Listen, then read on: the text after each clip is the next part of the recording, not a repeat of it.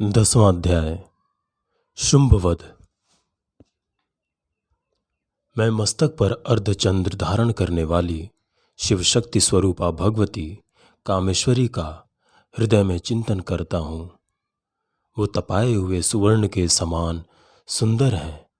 सूर्य, चंद्रमा और अग्नि, यही तीन उनके नेत्र हैं तथा वो अपने मनोहर हाथों में धनुष, बाण, अंकुश, पाश और शूल धारण किए हुए हैं। ऋषि कहते हैं, राजन, अपने प्राणों के समान प्यारे भाई निशुंभ को मारा गया देख तथा सारी सेना का संहार होता जान शुंभ ने कुपित होकर कहा, दुष्ट दुर्गे, तू बल के अभिमान में आकर झूठ मूठ का घमंड ना दिखा। तू बड़ी माननी बनी हुई है, किंतु दूसरी स्त्रियों के बल का सहारा लेकर लड़ती है। देवी बोली, ओ दुष्ट, मैं अकेली ही हूं। इस संसार में मेरे सिवा दूसरी कौन है? देख, ये मेरी ही विभूतियां हैं, अतः मुझ में ही प्रवेश कर रही हैं। तदनंतर ब्रह्माणी आदि समस्त देवियां अंबिका देवी के शरीर में लीन हो गईं। उस समय केवल अंबिका देवी ही रह गईं। देवी बोली, मैं अपने ऐश्वर्य शक्ति से अनेक रूपों में यहाँ उपस्थित हुई थी। उन सब रूपों को मैंने समेट लिया। अब अकेली ही युद्ध में खड़ी हूं। तुम भी स्थिर हो जाओ।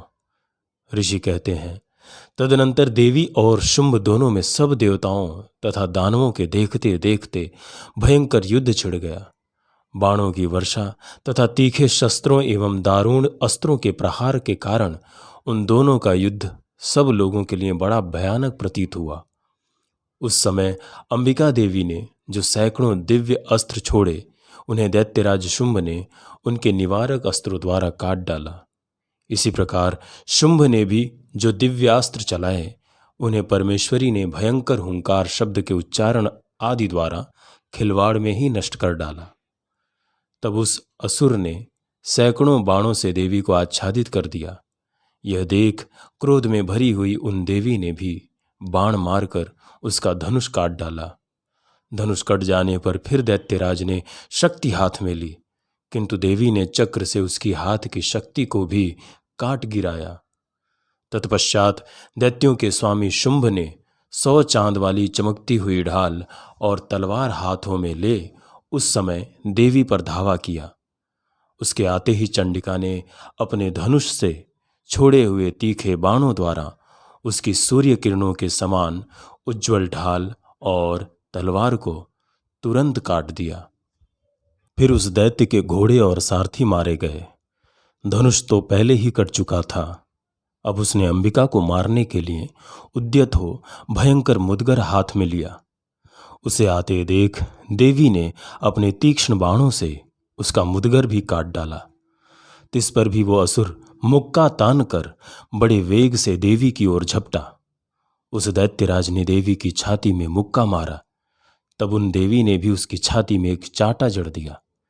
देवी का थप्पड़ खाकर दैत्यराज शुंभ पृथ्वी पर गिर पड़ा, किंतु पुनः सहसा पूर्ववत उठकर खड़ा हो गया।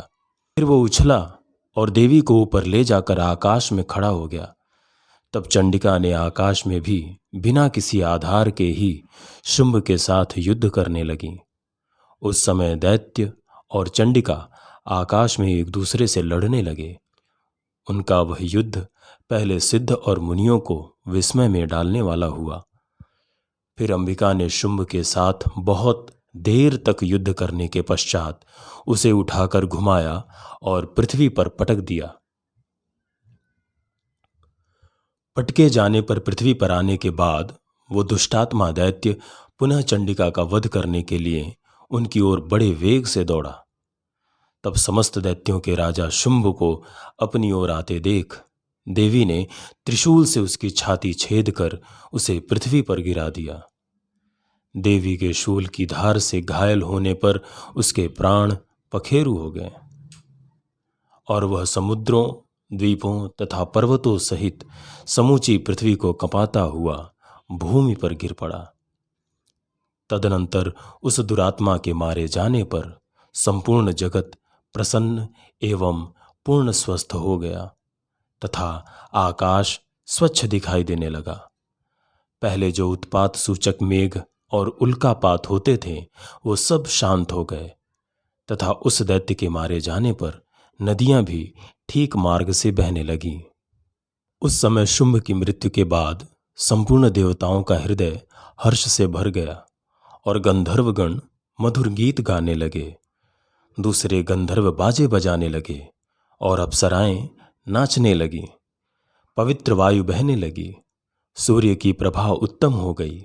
अग्निशाला की बुझी हुई आग अपने आप प्रज्वलित हो उठी तथा संपूर्ण दिशाओं के भयंकर शब्द शांत हो गए।